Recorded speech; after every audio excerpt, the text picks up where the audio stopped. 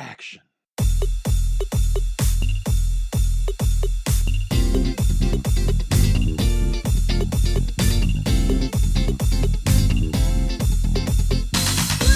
Welcome to episode 8 of the Real Game Movie Show. I'm your host, Michael Ovens, and with me as always is Ryan Provost. What up, Michaelina? How you doing, Ryan? Oh, I'm just fantastic. How are you? I am wonderful. So, hey, today we are talking about A Quiet Place, the newest film from director and star John Krasinski. But first, let's check out what's going on in the newsreel. Let's do it. All right. So story number 1, Marvel is getting a little bit of flack for what could be called Tuckgate. On both a recent cover of Entertainment Weekly and on a new Avengers Infinity War poster, Tom Holland / Spider-Man's junk appears to have been the victim of airbrush concealment.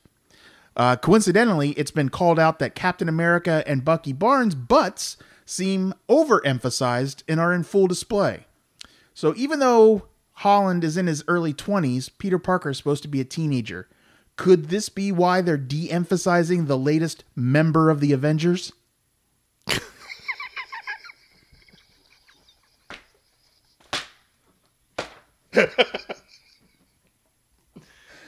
It's not your pun that's getting me. It's just the fact that we're going to sit here for any amount of time and talk about Tom Holland's airbrushed dick and whether or not it's appropriate that his of-age penis is being concealed because it's his penis as an actor is portraying an underage penis, right? Which we should not know exists. Right, because teenagers don't have dicks.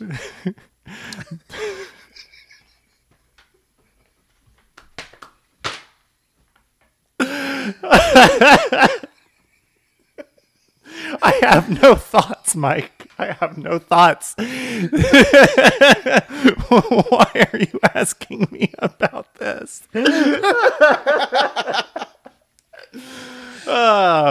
Story number 2. My only thoughts are I am very appreciative of any enhancements of Captain America's butt.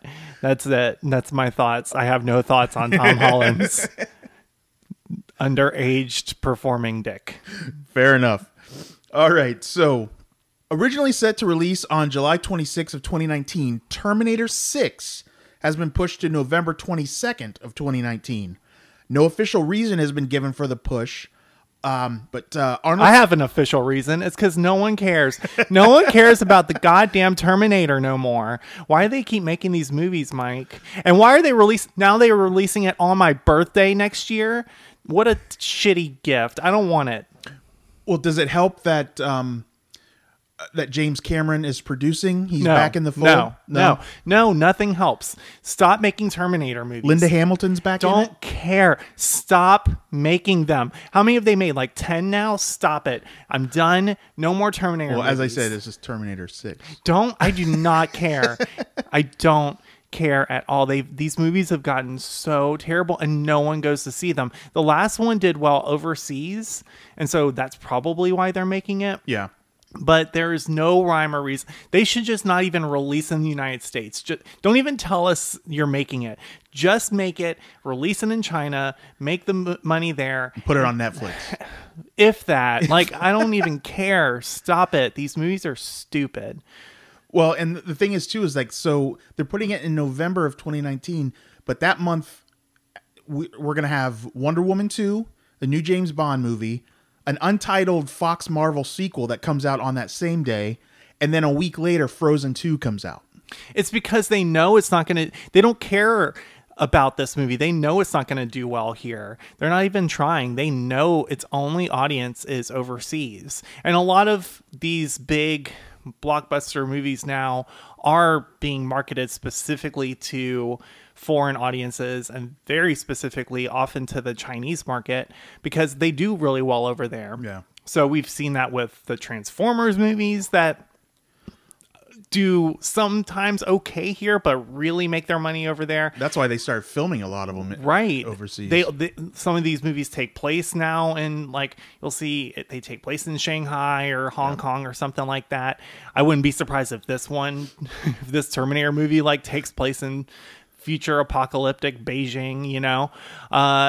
So I just don't care. Go, you know, just fine. Make your movie, make your money somewhere else, and we're not reviewing that one, Mike. You can't make me see it. Okay. Maybe I'll do that one on my own if I see it. Who knows? My birthday present next year is not seeing movie. Terminator 6. Well, speaking of November of 2019 releases, Kristen Bell said that she has finished recording her lines for Frozen 2.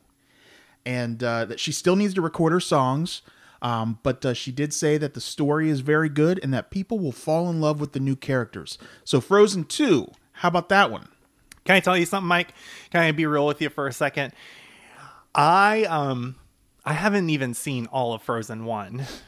I tried to watch it a couple years back, and I did this thing where I drank a lot of margaritas first, and then I passed out halfway through the movie.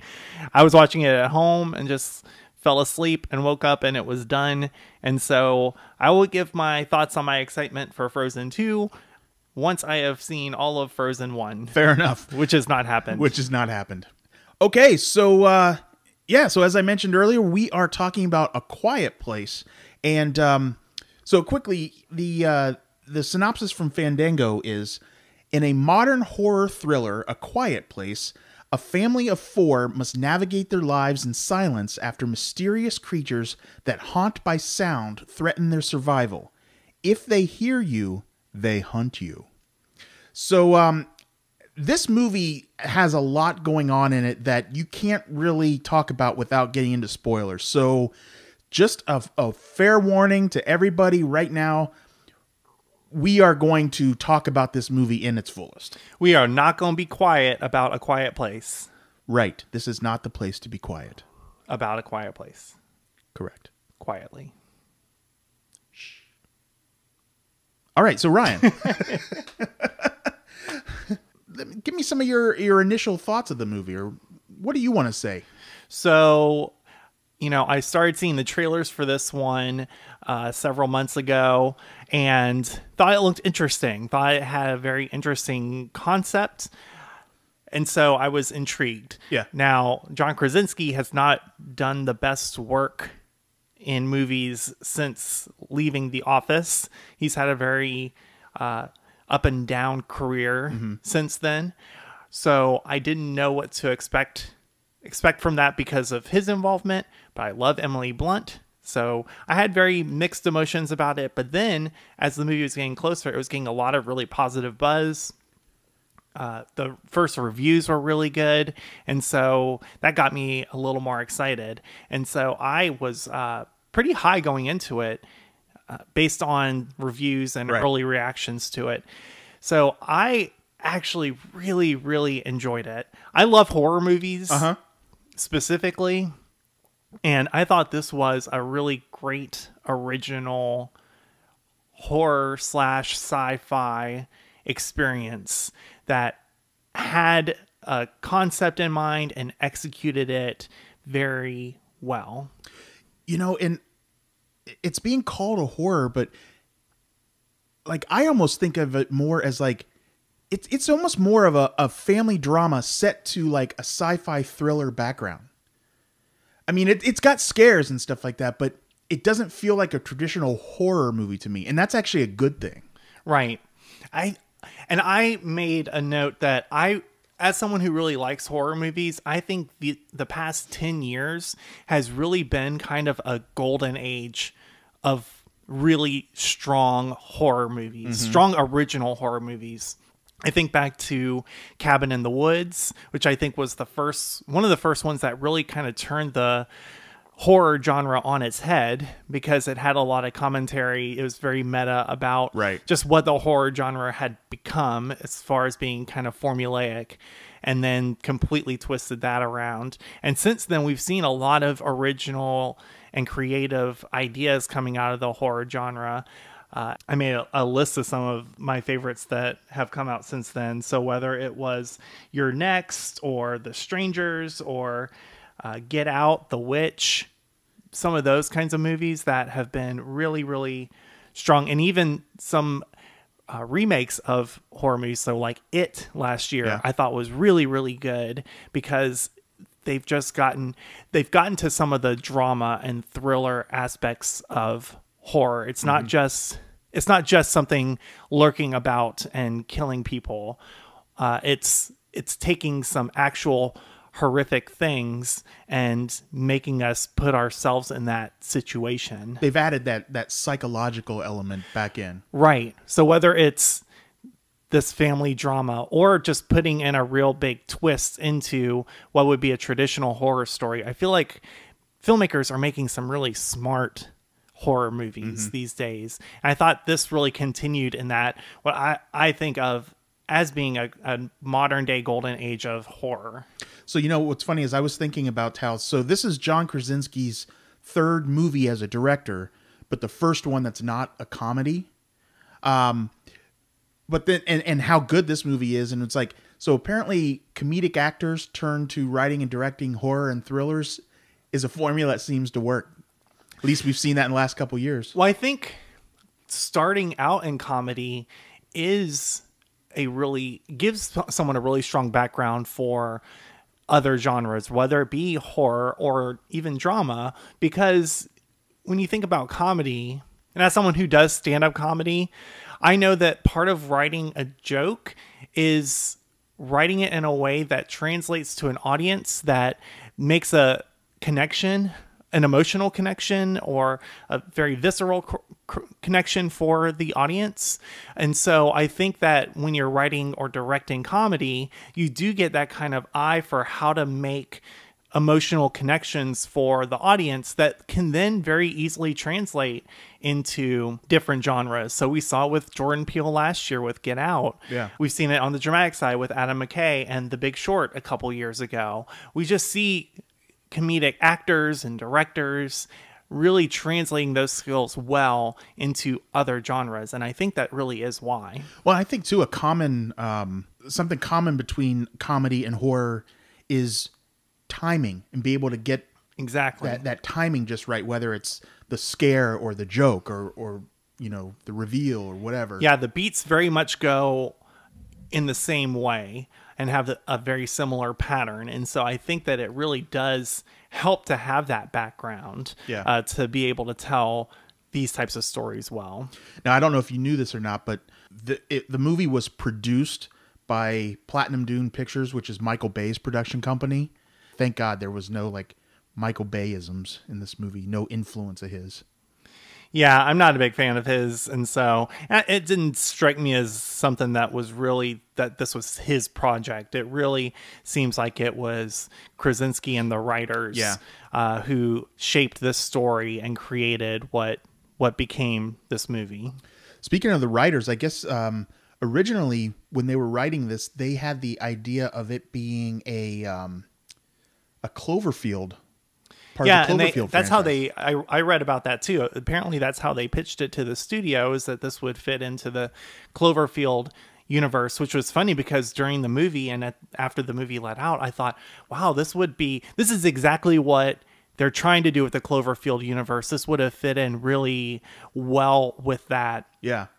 But I'm still glad that it was its own thing. Yeah, I am too. I think it fits fine on its own, and that's what makes it a really strong movie, is that it doesn't need that connection. Similarly, I didn't think 10 Cloverfield Lane needed the connection to the Cloverfield universe, but still did fine on its own. Right, it was kind of just there. And so, but this does feel like that kind of Cloverfield type of movie, and could have very easily fit into that universe. And that's what I thought afterwards. So it doesn't surprise me at all to know that they pitched it to the studio as being a Cloverfield movie, but then decided ultimately that it was best to just stand on its own and be its own thing. Yeah, I'm glad about that. So one note I had about it, as far as how it could have fit into the Cloverfield universe, because I don't know, I think there are notes in it that kind of call back to some of the Cloverfield things. So have you seen like the Cloverfield Paradox? I haven't seen Paradox, but I've seen. You've seen the other two? Yeah. So like I thought at the beginning when they had the kid playing with the spaceship, and that lured the monster, I thought that was kind of thinking back on it, that could have fit in really well as being a callback, because in the Cloverfield Paradox, it's this space mission that attracts the monster from the original movie. And so there's because that's supposed to be a prequel to the original, right? Kind of, yeah. Kinda-ish. So it kind of fits in as like a little, maybe that was meant to be an homage to Cloverfield. I'm not sure, but it kind of fits in really well there. And there's theories online that it is actually a Cloverfield movie, but I don't know. It would fit in really well with that universe if they really wanted to retroactively go in and say, oh yeah, this is a Cloverfield movie. Well, the nice thing too is that, okay, so on the assumption that it is now 100% totally its own thing. Right. I like that they didn't feel a need to dive into the origin of the creatures.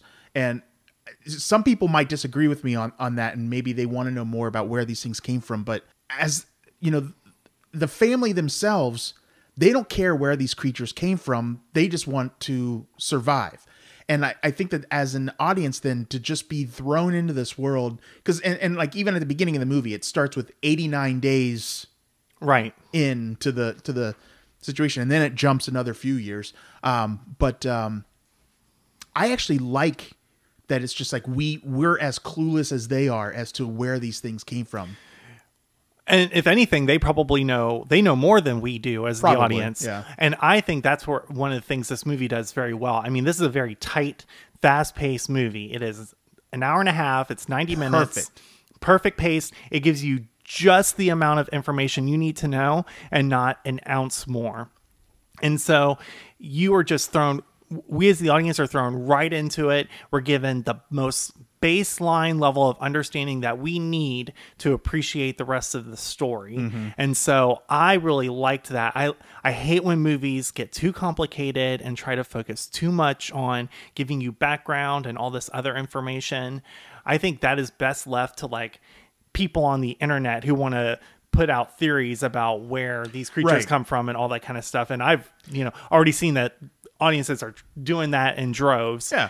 And I mean, unless it's pivotal to the story plot, why waste all that time on exposition? Exactly. And they don't waste a minute in this movie. And that's one of the things I absolutely loved about it. It was so tight, fast paced, just throws you right into the action and doesn't waste a single minute of the audience's time. When it was over, I was like, I can't believe this is already over. It did not feel like a very long movie in a really, really good way. Yeah, no, I absolutely agree with that. And I love the setting, like the family being on somewhat of a large farm.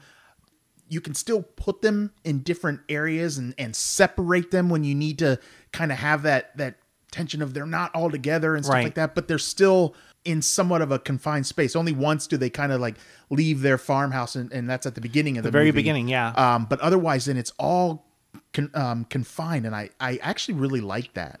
Yeah. I mean, I just in general like the very small nature of the story, just focusing on this family, just focusing on this farm, this place where they live. The dad and the son do go out to like that.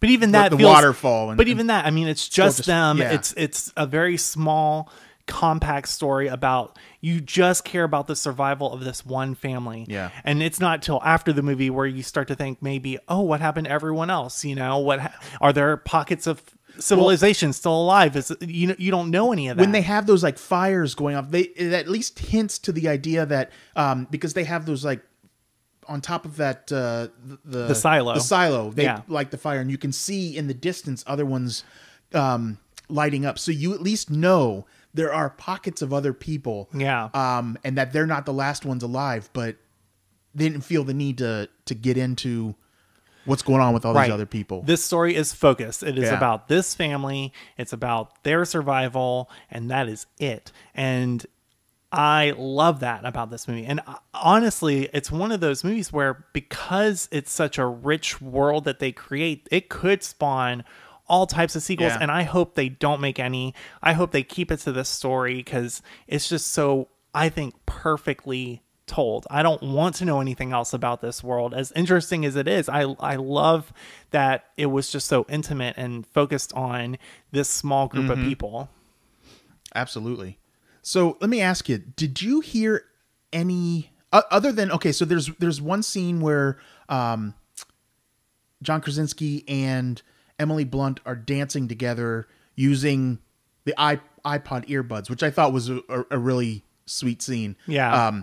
And just very intimate there too. But other than that, did you hear any music? Was there a score? There was, but I think and I read about that. They were very focused on, do you do that or do you not? So that it adds to focusing on the sound. And they decided to add in a little bit of score but like, the fact that you didn't even notice it, I think, speaks to how good the score was, because in a movie like this, you don't want that to overshadow what's going on. Then. Right. It built some suspense where it needed it, but it did not detract from this premise of it being a very quiet movie. So the spots where it's supposed to be quiet, it does a really good job. And the way they did the sound and the attention to detail to the sound in this movie was great. I read that they even made sure everyone was super quiet when they were filming, so that they could pick up little sounds like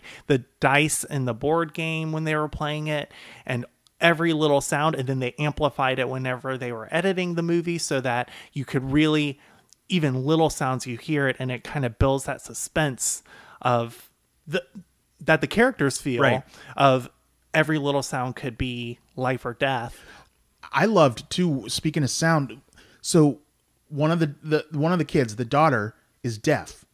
And whenever they'd go back and forth between what's her perspective and somebody else's, the sound would cut out or become really muffled, and then would go back to regular ambient sounds. And so you could see kind of how she's experiencing everything. That was brilliant. It was really cool. They just did. I mean, when you come at this movie with this concept of you have to be quiet, that's what triggers these monsters, is any kind of sound. At that point, you're really focusing on this whole notion of sound, to the point to where some audiences apparently felt really guilty about bringing popcorn or whatever into the movie, because they didn't want to be making that noise, because there are so many parts of this movie where it's just super, super quiet. What was the atmosphere like in the theater that you went to? I mean, very suspenseful, pretty packed crowd. I went and saw it at Easton, so they had the like recliner seats and everything, and so, but very tense, it was very good horror crowd. So I was pissed because the first 20 minutes of the movie, there was a row of teenagers that were giggling and laughing. And finally, I saw somebody got up and went and got an usher, and they came in, and whatever they told the girls worked. And they stopped. Don't you hate that? Yeah. I mean, there were a couple moments in my screening where you did hear someone's phone go off, but I think that just served to it didn't really detract much, because it served to remind you just how quiet this movie was. Yeah. I'm sure they felt really bad about it, because you never heard it again after that. Well, even you'd hear somebody if they had to cough, they're like, Exactly. Like, everyone's very aware of sound, which again goes to how well they made this movie, because so many movies, especially these days with all the special effects that exist, are so focused on what you see, and this movie is so focused on what you hear, right? Which is just brilliant. It's so cool. Probably one of the first movies since the silent movie era that is focused on what you're hearing. So pronounced. Yeah. And so bringing the daughter back up, I thought that having it written into the story that the daughter was deaf was an awesome plot point, because it explains right away then too why the entire family knows sign language. Right. Especially, just the incident had only happened 3 months ago, so it was likely that, a lot of other families who don't have that skill probably went quick. Yeah. But I love that, and it also created tension, especially when you're seeing the movie through her perspective. Well, and it was really cool that they actually got a deaf actress. Yes, I was going to mention that to play that role, and they had ASL interpreters on set to help communicate with her, but also to help the other actors. So the other actors all learned at least enough sign language to be believable. And the actress who played the daughter helped coach them through some of it. But even the attention to detail. So they had John Krasinski's character. His sign language was very quick and brisk and to the point because he has that survivalist mentality, whereas Emily Blunt's is a little slower and deliberate because she's trying to be a very motherly figure for the family. And so they even coach them in those respects to get them to, even their ASL is portraying their characters and the way that they are as people. It's those attention to details, though, that make a movie like this go from being just a good movie to really great. Exactly. And those little attention to detail things are amazing. Yeah. I didn't notice it in the movie, in my screening, but in the first scene where they're scavenging in the little grocery store. Yeah. All the food is gone except all the chips. The chips are there. Oh. Because if you eat chips, it's too loud.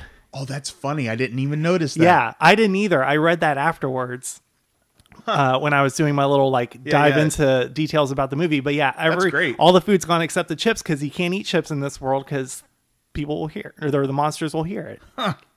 And of course, those are the things that probably last the longest. Right. And that's almost maybe even like a little joke that they added in, a little piece of humor that you probably don't notice the first time you see it, but maybe on other viewings. I didn't notice it, but yeah, that's so brilliant. Those little subtle attention to detail things are just things, like you said, that take a movie like this from just being a good concept to being a really great film. And how many times could you say that you watched a horror movie that's almost done entirely in subtitles and still really enjoy it? You know what I mean? It's like an English speaking movie still in almost all subtitles. Yeah. I mean, it was, I think they did a really good job of not overusing the sign language. Cause I think they found good spots to, right. They used it when necessary. They used it when it helped build the story, but they didn't use it as a crutch because the actors couldn't talk. Right. They used it in a way that made sense. And so when I first saw that they were using ASL, for a second I was like, are they going to use this as a cop out? Like, is it still going to be a super talky movie, but they're just doing the whole thing in ASL? But they didn't rely on it too much. They used it where it was appropriate, but they didn't overly rely on, you weren't reading a screen the entire time. Yeah. So Mike, what'd you think of the creature design? I thought that it was really cool. I mean, it kind of reminded me a little bit of like the creature from Stranger Things. It was a well-designed creature, very creepy. And I liked how they would kind of sometimes zoom in on the auditory organs of the creature and kind of see how it's reacting to certain sounds, because then when we, we're talking spoilers. So when we get to the end and it's reacting into that high pitch of the hearing aid, right, to see the difference then in how the creature reacts, I thought was really cool.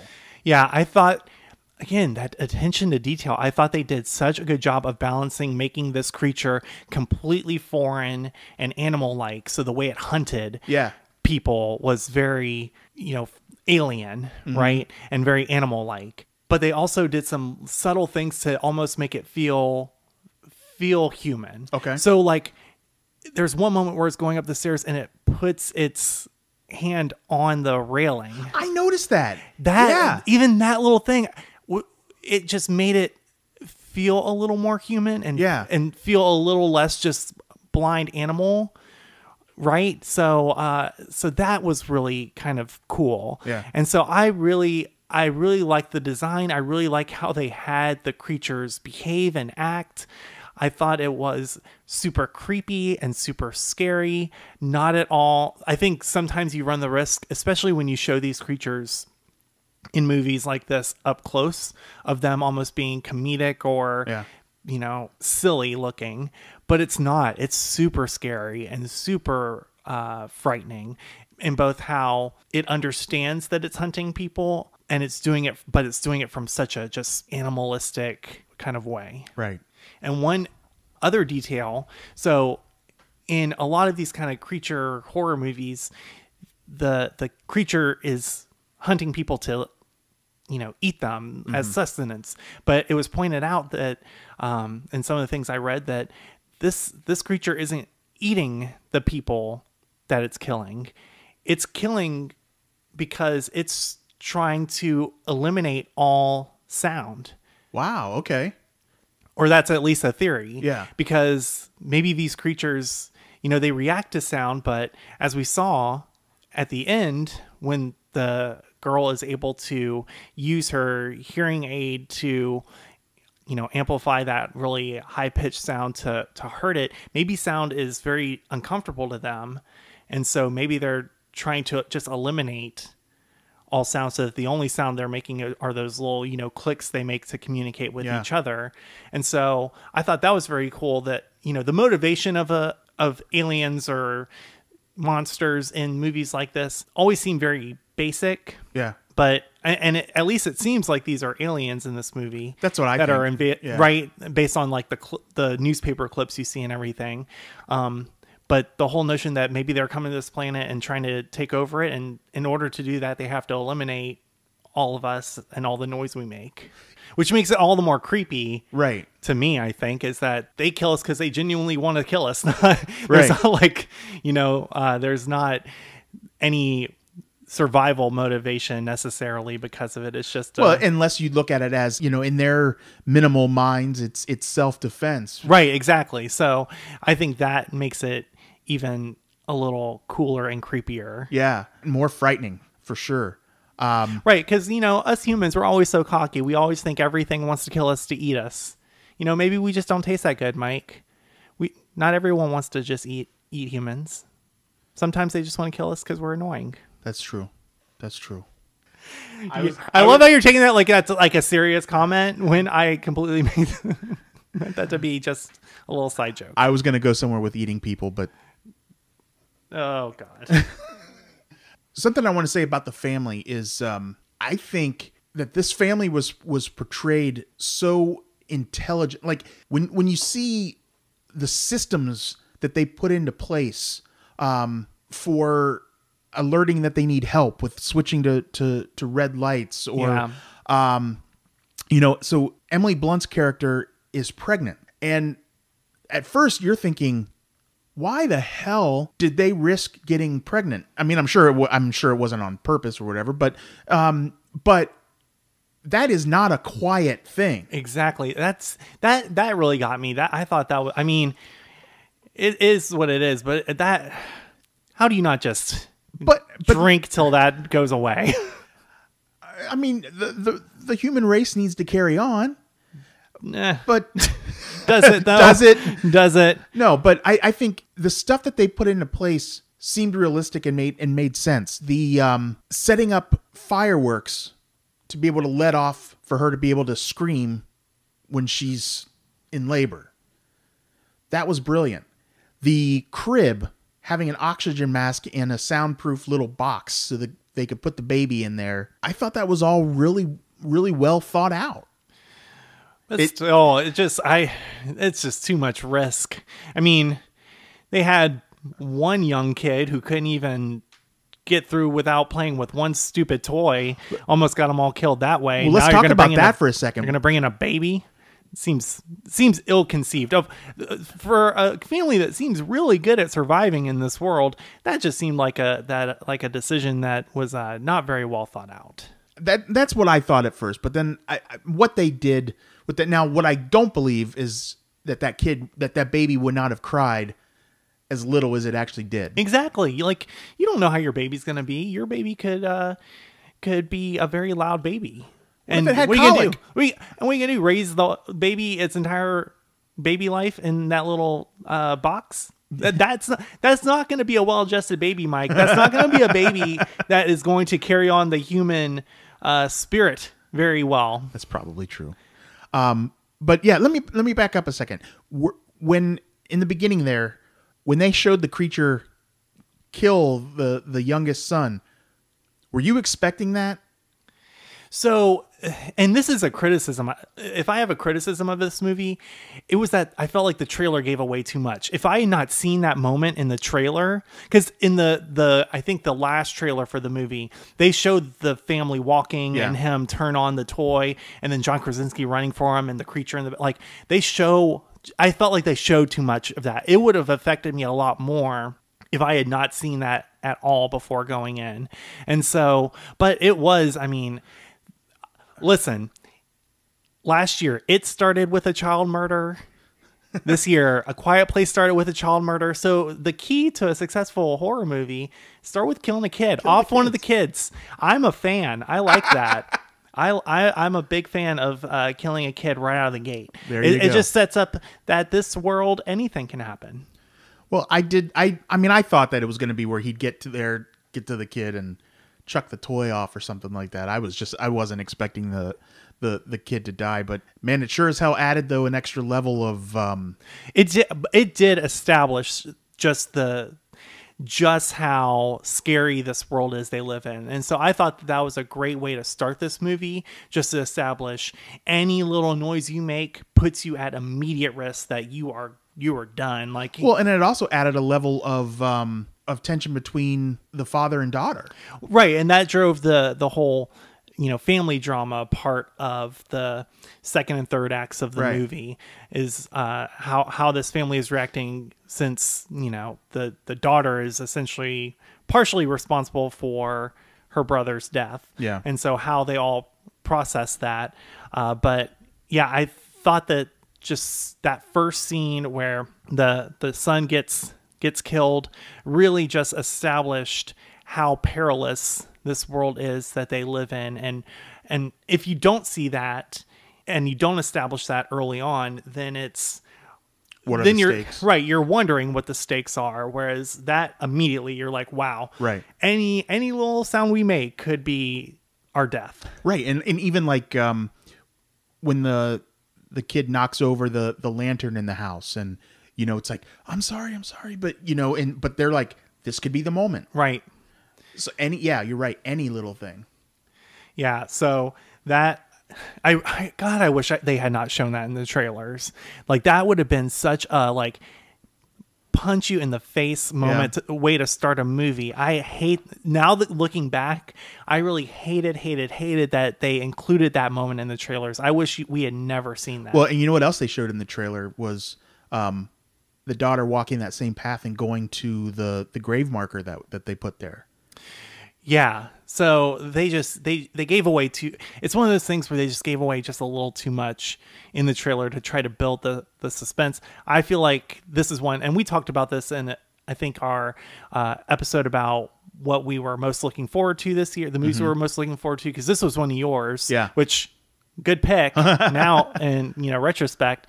But and I said then I felt like I had seen the trailer a million times. I was just ready to see the movie, and I think they just released a little too much. Just maybe they were worried that this movie wasn't getting the buzz that it needed, and they need a few extra hooks to get people in, which they did a really good job of. I mean, this movie was #1 this weekend, made $50 million the whole movie was made for $17 million. So it's doing really, really well, exceeding expectations. Which is what makes me think there will be a sequel.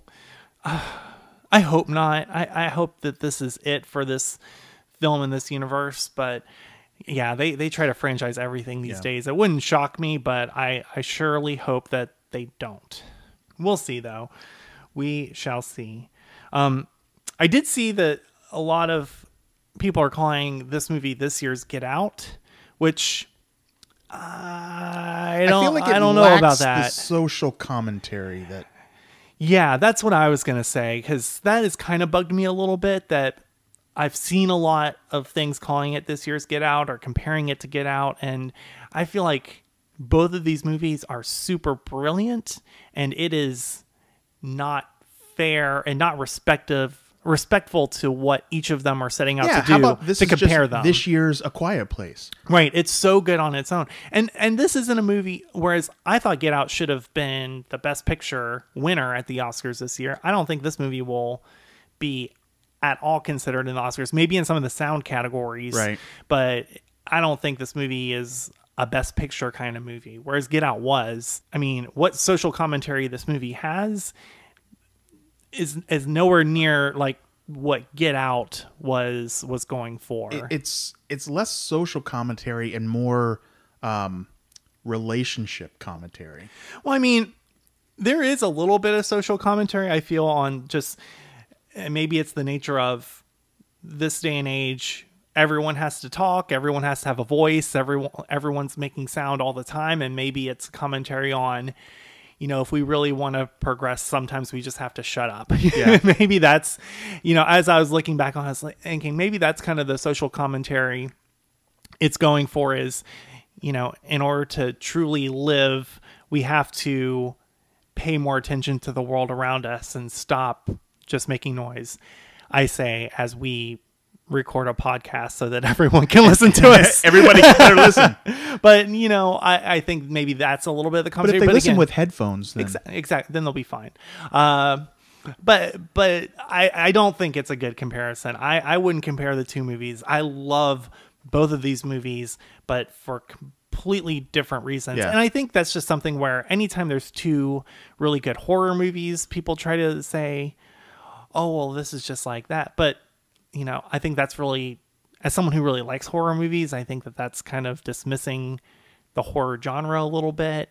I think horror movies can kind of be their own thing. Like you said, this is this year's Quiet Place. Let's not compare it to other things just for the sake of saying, well, a good horror movie is just like all other good horror movies before it. Agreed. In real life, John Krasinski and Emily Blunt are married. Yeah.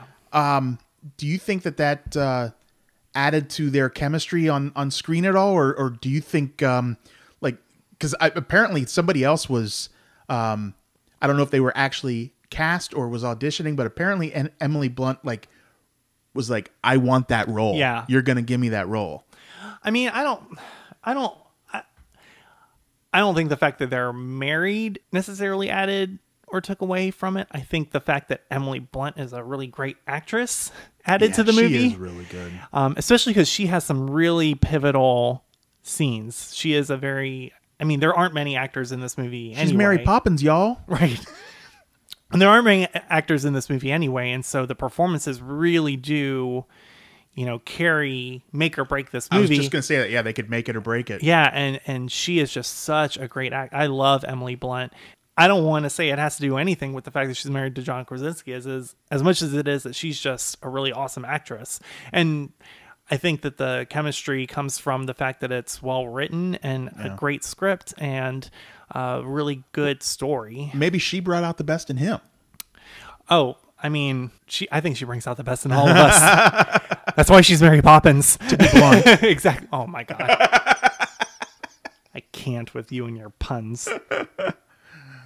All right, so I think we've done a pretty good job of giving our thoughts on our general thoughts and all that on the movie. Why don't we go ahead and move on to our takes for the week? Yeah, let's do it, Mike. All right, so Ryan, why don't you tell me, what is your gayest take for this movie? Mike, I have not one, but two gayest takes. All right, lay them on me. On A Quiet Place. Okay. Yeah.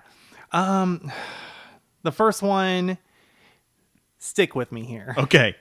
So I'm with you. Mike, do you know what a gold star gay is? I sure do. I'm married to one.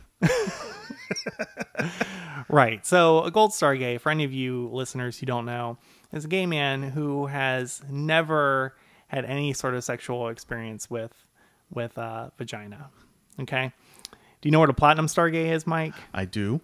Right. That is what I am. Platinum star gay, in addition to all the qualifications of a gold star gay, has had no experiences with a vagina because they were C-sectioned as a baby, as is the case with your co-host Ryan. Yours truly. Right. So when people ask me why I'm gay, I feel like this is a great movie to show them, because in my mind's eye, the monster's face and its mouth and the way it expands and is horrifying and gives you a look like it's going to kill you as soon as you go near it, is exactly what my mind's eye sees when I think of what a vagina could possibly be. And so that is my gayest take number 1. So, real quick, that's exactly what Pete thinks of the Sarlacc pit in Return of the Jedi. Before Quiet Place, that was my go-to. And any ladies listening, this isn't throwing any shade at you. I know that that's not what is really going on down there. I'm just saying, in my mind's eye, that's what's happening. And so I think it helps people understand why I am the way I am. But my second gayest take is, of all post-apocalyptic movies or films, I think A Quiet Place sets up the one where there were no gay survivors. A world where you can't make any noise. Child, honey, we're all dead. Every single one of us. No queen is going to be able to make it through this world without making some sort of inadvertent noise and completely forgetting about it, whether it is a fan thwarp or a tongue pop or some sort of sassy whatever. The gays are extinct. This has wiped them all out. So that added a whole other level of horror to this film for me. And for every other gay audience member out there, I'm sure they all thought, I am dead in this world. D-E-D, dead. Dead. Yeah, that's a good take, and you're probably absolutely right. Yeah, this is the scariest movie as a gay man I have ever seen. For sure. Those are my gayest takes. What's yours, Mike? Mine's probably a little more serious, but mine kind of revolves around how the daughter, due to her disability, thinking that her father didn't love her, and it's kind of a feeling that many gay kids deal with. You're so serious. Mine was how I was afraid of the vagina-faced monster, and you're having all this empathy for this poor little child. Continue, Mike. Continue making me out to be the real monster here. Go on. So anyway, just her dealing with that is what many gay kids have to deal with feeling like their parents don't love them for who they are, and ultimately she was proven wrong, which is something all those gay kids hope to discover as well.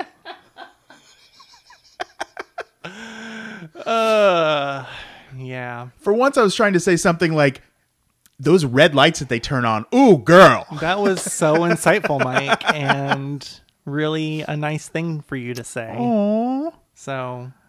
So as we throw shade at each other, what is your shadiest take? So my shadiest take is about just this world in general, because there are some plot holes when you really think about it. And so basic things that me and the person I went to see this movie with had questions about. So like farts, for example. Okay. Like that's going to lure these monsters, or coughing or sneezing, or all these like basic things. Like the human race is basically wiped out come allergy season. Right. And like someone like me, I'm a snorer. And so like I couldn't even sleep in this world because I would die immediately. I would need to be put in that little baby box with the oxygen mask in order to survive, like a big baby box with an oxygen mask. And so how you get past some of those things, again, this movie didn't need to deal with that. And so I'm not necessarily throwing shade at that, but what I am going to throw shade at is there was a scene that completely took me out of this movie. So this movie predominantly takes place about 470 days after these aliens first appearance. Appear. So, Mike, there's a scene where Emily Blunt is counting down the days to her giving birth on a calendar. Mike, why are there new calendars in this world that has been attacked by monsters for 470 days, which is more than a year? Maybe she worked for a calendar. Did the calendar company still put out a new print after the aliens got here? It was in the back room in storage at that pharmacy. I know. I know there are aliens wiping out the entire human race, but damn it, if we're not going to still put out next year's calendar. It was a 16-month calendar. We will prevail. 16 months. That didn't even get you past it, I feel it. So, yeah, Listen, all the businesses in the world are dead, but Hallmark is still in business. Right. The calendar company's still going strong, still producing the calendars. That took me out of it a little bit. The moment I saw that calendar, I was like, wait a second. It's supposed to be 470 days. How they got a new calendar? Yeah. Well, okay, so the amount of time kind of brings me to my shadiest take. Okay. How do they still have power? So, and if they're running a generator, wouldn't that be loud as hell? Yeah. But, well, here's the thing. I mean, with a generator or something like that, I think they established that some of those consistent noises, the aliens have caught on like, oh, this is just a background noise, like the waterfalls and those kinds of things. And so a generator could just be a noise that oh, that's just this background noise. It's whatever. It just exists in this world. So maybe that's explainable. But you're right. I mean, it's still it's one of those things that when you stop and think about, it's like... And eventually they would run out of fuel if they were running a generator, so it's just like... Yeah, it's definitely something that when you stop and think about this movie, there's all those little things that you poke holes in. You're like, wait, how does this happen? How does that happen? In a world where you can't make any noise. Right. So yeah, there are definitely those little things. Right. So, it's a minimal cast, but who slayed? I mean, based not just on performance, but also on the fact that he directed the movie and kind of reworked the script, the original script. John Krasinski, I mean, especially considering I have not been very impressed with anything he's done outside of being Jim. I was just going to say, I'm surprised that that's who you picked. Right. He's not been, killing it outside of The Office. And so seeing him do so well, not just in front of the camera, but behind the camera, I thought, wow, I want to see him kind of go the Jordan Peele route and just be creating movies through, writing and directing and starring in some too. But man, like, he's clearly got a talent, and I was just super psyched that he did. I thought he was great in The Office. I've always wanted him to be successful, and I think hopefully maybe now he's found his niche and he will keep doing really cool stuff like this. So I thought he slayed. I'm really excited for him and to see what he does next, and maybe this will inspire him. I hope they don't go back and redo The Office. Like, I've kind of heard rumors that all these other shows that are getting I've reboots. heard rumors that The Office is one of the next ones. Ugh. I hope they don't. I hope he goes off and does his own thing and keeps being buff bearded John Krasinski. He looking fine. He is. He's looking so good. But he's in this, what is it, Jack Ryan or whatever, that spy from Clancy. He's in that show this year. Like, stop doing stuff like that. Keep doing stuff like this. This is what is great. I hope he keeps doing great stuff like this. But yeah, he slayed. I am so happy to see some good John Krasinski stuff. Nice. Well, I did go with what's probably an obvious choice, but I'm going with Emily Blunt. I thought that she was amazing and really does kind of come down to the character though. Just such a strong woman. She was able to still be vulnerable as well, but yet there's a large portion of that movie where she's on her own. And she gives birth to her by herself. So anyway, I thought that that she just was such a powerful character. Oh yeah, she was amazing. Emily Blunt's always great. Yeah. I mean, if you want to make a great movie, that's one of the first things you do. You call up Emily Blunt. You say, "Hey, will you be in this movie?" It helps John Krasinski that that she happens to be his wife, right? And she insisted on being in it. But yeah, she is so great, so great. You know what? I want to back up real quick to John Krasinski, because we didn't really talk about this, but I have to address that scene where he sacrifices himself for his kids.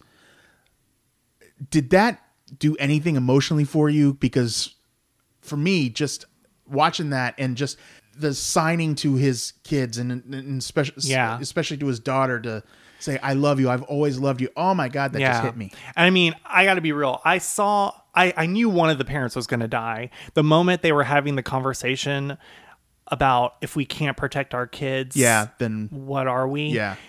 That moment I knew, one of them's not going to make it. Because this movie paid so close attention to detail that every conversation had some sort of purpose. Yeah. I knew the moment they had that conversation, I was like, one of y'all ain't going to make it through this. Yeah. And so I kind of saw it coming, but it still hit me. I mean, the fact that you're just standing there watching your kids potentially get killed and having to make that decision where you're going to lose your own life for them. Right. It's either...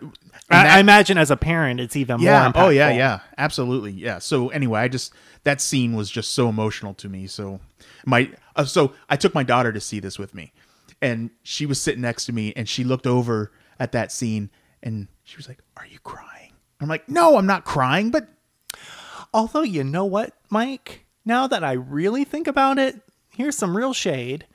So he was willing to sacrifice his life for his kids. So why not, in that very first scene, when he heard the creature coming for his kid with the rocket, why didn't he just start screaming so that the monster would come attack him? I know it's for the sake of moving the story along, right, but he didn't love that kid as much. I mean, you're right. That kid was an idiot. Why would you? Last born, first gone. He probably just thought, of course, this little asshole. I told you not to bring that fucking thing with you. Right. I knew this kid was going to get me killed one day. I knew it. Bye, Felicia. Deuces. Yeah. You're right. We'll just get another one. You're right. Yes. Yes. We'll just make another one. Fuck it. This loud ass baby will probably be less loud than this stupid ass kid. Let's start over. Emily. We got this. Oh my gosh. Yeah, these parents are evil. When you look at it that way. Oh, yeah. Okay. There's an extended shadiest take. Right. They wanted this kid to die. Fuck.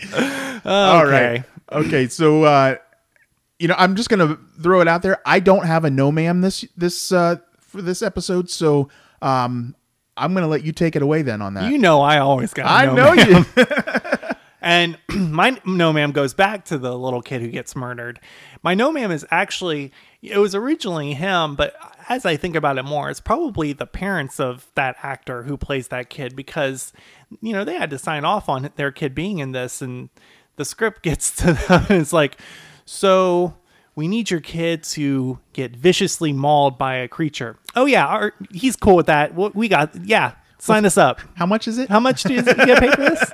Okay, little Billy. I don't know what his actual name is. Okay, little Billy. We got you a role in a movie. Oh, goody. What do I get to do? You're going to get mauled to death by a monster. But first you get to play with a toy you get to play shuttle. with a little rocket. That's probably how this. So all you have to do, you get to play with this little rocket. Oh, cool. Yeah. Do I do anything else? A little something else, but we'll get to that when we get on set,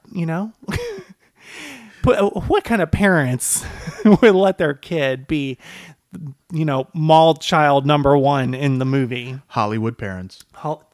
Typical Hollywood parents. Pageants or alien maulings, one of those. Yeah, that's my no ma'am. Bad Hollywood parenting. Bad Hollywood parenting. Okay. Let's start talking about what we rate this movie. Yeah. Why don't you go ahead and do yours first? I always do mine first. Okay. I'll do mine first. I'm going 3.5 reels. 3.5. It's not quite a perfect movie, but damn did I love this movie. I really did. Okay. Well, I think this might be the first time in our movie reviewing journey that I'm going higher than you. What? I know. I love this movie. This is a full reels. Full reels, girl. Full reels. All Patent right. pending. I love it. This is definitely, I think this is going to be one of my top.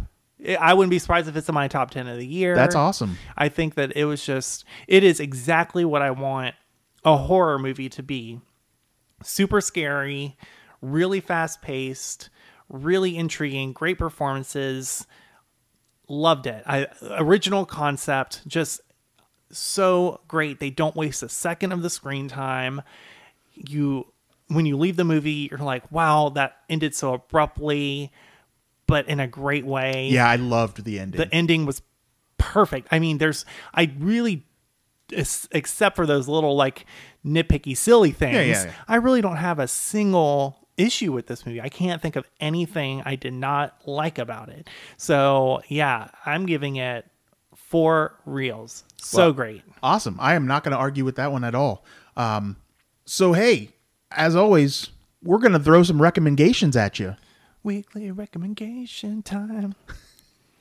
Weekly recommendation. One of these days, we're going to come up with an actual theme for that. And unless we just sing it all the We're just gonna we'll just keep singing it. We both have beautiful angelic voices, right? Give the people what they want, Mike. Absolutely. Unless there's somebody really talented out there who sends us something that they're like, you should use this, but otherwise we'll just keep singing. That's gonna be their way of saying, okay, y'all shut the hell up. Shut the fuck up. Here, I'm sending you a fart noise. That'll be better. Well, it's a better setup for your recommendations. You might die from these creatures, but what is your recommendation this week? So I am recommending a graphic novel that I actually lent to you and told you are not allowed to use it in your recommendation. Shit, wait, I got to change mine. Shut up. I'm kidding. Anyway, so my recommendation is a graphic novel. So a little backstory. I was at one of my favorite local Columbus, Ohio places, the Book Loft, and just walking around, killing some time before I was supposed to meet up with some friends over in that area. And was walking around and was in the little graphic novel section and saw this graphic novel called Love is Love. It was made after the Pulse nightclub shooting back in 2016. And it was made as a way to raise awareness and funds to support the victims of the Pulse nightclub shooting down in Orlando. And so I bought it. And it is just a collection of basically one-page comic book style stories and interpretations of people taking in and reacting to, in some of them very specifically that shooting, and some of them just LGBT people and love and all that kind of stuff. And it was very moving and very powerful. I really love graphic novels ever since way back when I was in college. I took an international studies class where the professor taught the entire class using graphic novels about world events. Okay. Which was really cool. And so ever since then, I've really liked graphic novels as a way of expressing stories, because it gives both the very powerful visuals as well as some very short writing that expresses those emotions. And I thought this was a really well done, great way to process all of that. And especially now in the wake of Parkland and all of the other mass shootings that keep happening. But really, I feel like we're in a very, very powerful moment in our country where we're maybe getting close to having a real conversation about gun violence and the impact it has on people. Seeing that graphic novel and seeing that artistic way to respond to what happened at the Pulse nightclub a few years ago was really, really powerful and impactful. And so if you can find a way to get your hands on a copy of that graphic novel, I would highly recommend it. Also highly recommend the Book Loft. Always love shopping at local places. And the Book Loft have you been? Yeah, and actually, Pete and I are friends with the owners, Dave and Russ. Yeah, it's an amazing, amazing local gem that we have. I love, love, love going there. Love taking people there. So can't recommend that place enough. But yeah, that's my recommendation this week. It's called Love is Love. It's a graphic novel, and it is beautiful and moving and touching and emotional and all the great things in the world. Well, so far I've read several of the stories, haven't gotten all the way through it yet, but yeah, I'm really enjoying it. It's really good. So yeah, I knew it'd be right up your alley. That's why I was like, you have to look at this. Oh, yeah. You have to. So yeah, it's awesome. Nice. So mine is a new EP that just came out, and it's called Universal Love: Wedding Songs Reimagined. And it's an EP. It's only 6 songs, but it features Bob Dylan, St. Vincent, Benjamin Gibbard, who is in Death Cab for Cutie, Kesha, and a few others. And they're doing gender swapping covers of songs that you might hear at weddings. So you've got so with some of my favorites, you've got Dylan doing Sinatra's She's Funny That Way, but he's singing it, He's Funny That Way. Oh. And Gibbard sings the Beatles song And I Love Her, and he sings it And I Love Him. And then so you've got all the men that are singing songs are singing songs to and about men, and vice versa with the women. You know, with same-sex marriage now legal throughout the entire country, and you've got people that are planning their weddings, now they can start hearing some songs that are meant for them. What a great way to make money off of our people. Oh, come on. I know. I'm just joking. Oh, that sounds really cool. Yeah, I mean, really like that, because I'm sure many gay people have thought about that, like having songs that I feel like would feel a little awkward when it's mixed gender at your wedding. You know, I think it's really cool that there are songs, and not even by LGBT people, but just people who want to, you know, make these classic songs that could be enjoyed by. And I had heard, so Bob Dylan, you know, which, you know, he's been famous for decades, said it wasn't just like a, sure, I'll do that. You know, he was enthusiastic about wanting to do it. But you know, so this past weekend was my wedding anniversary. Yeah. And so, too bad this wasn't released in time for your wedding. I know, right? Sorry, buddy. I know. And that's my point then, is that when we were going through and picking songs and finding the song for our first dance and stuff like that, you had to make sure that if you found a love song, that it didn't have any kind of, which is hard, you know. Yeah, because a lot of them, you know, it's like she's my woman, or whatever. You know, it was like we had to make sure we went with a song that was just like I love you, right? Whoever you are. But yeah, and there are so many songs that put a gender in them completely unnecessarily. Yeah, like there's no reason to, like, it's not even part of it. Like, I feel like so many Justin Timberlake songs I listened to when I was in college he would just throw in the word girl in a part where he wasn't even singing about the person. He would just throw in a girl. And I always was super annoyed by that, because it's like, and not just him, but a lot of singers do that. It's like, to me. Well, or even like, really, you're that uncomfortable with your sexual identity that you have to throw in a random girl just to make sure everyone knows you're not even potentially singing this to a guy. And so, yeah, I think that's really cool that artists are doing that, because I feel like there are some emerging LGBT artists who are creating songs that are gendered towards their preferred gender that they are attracted to. But I like the concept of going back and, you know, making songs a little more inclusive, if for no other reason than maybe it reminds us of just how gendered and heteronormative even music has been over our entire existence. Well, and slightly off topic, so when I was looking at anniversary cards, I started finding that even though I was looking at cards for a husband, less and less of them were saying from wife. Yeah. So that was kind of encouraging. Hey, it just goes back. I mean, I know I said it to start, and I know it's a little cynical, but if there's money to be made, people will cater to us if there's some money to be made out of it. And there is, but we want it. Right. And we want it and we demand it. And damn it, I want to play the gay version of Sexy Back at my wedding. God damn it. Let me have that. I like his sexy back. Nope. Nope. You ruined it. It's out of the playlist now. That lovely Thanks a hairy lot. back. Nope. Ew. Mike, stop. You're not invited to the wedding anymore. My non-existent wedding that's never going to happen. You're not coming. So, no, that's a great recommendation.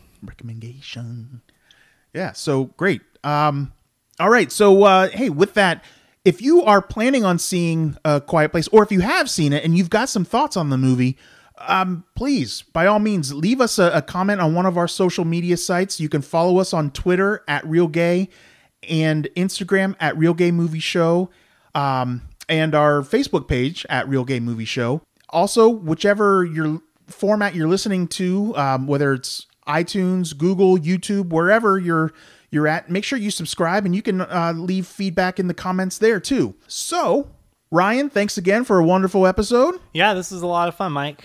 And so that's it for this week, everybody. Have a real gay day.